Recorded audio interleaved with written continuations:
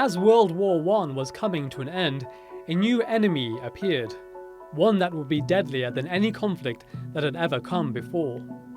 The influenza outbreak of 1918, misleadingly known as the Spanish flu, is the worst pandemic in modern history.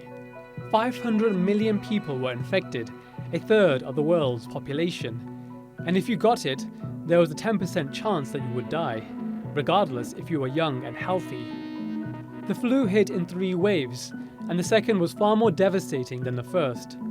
When the pandemic finally ended 2 years later, the disease had killed 50 million people, more than all the civilians and soldiers killed during the First World War. No one knew the origin of this new deadly strain of influenza, but many historians suggest it emerged from the trenches in Europe. It's believed soldiers spread the disease as they traveled around the world.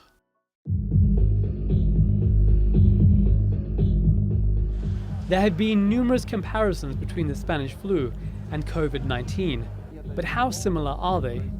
Like the novel coronavirus, the Spanish flu hadn't been seen before, was highly contagious, and spread rapidly. It also affected more men than women. But there are vast differences in how the two viruses were treated. Doctors in the 1900s didn't recognize the flu as a virus and had no treatments for it. The novel coronavirus was identified almost immediately, its genome sequenced within weeks, and the origin narrowed down, quite likely to be from bats. And unlike in 1918, today there are intensive care units and medical staff who specialize in infectious diseases. None of this existed during the Spanish flu pandemic, but doctors in the early 20th century understood that crowds helped to spread the flu and, like today, recommended social distancing. There's also a difference in how both pandemics have been reported. The Spanish flu was kept off the front pages by countries involved in the war. The first country to widely report on it was Spain, which was neutral during the conflict. This is how the flu earned its name. Compare this with today, where people are flooded with reports on COVID-19 everywhere they turn.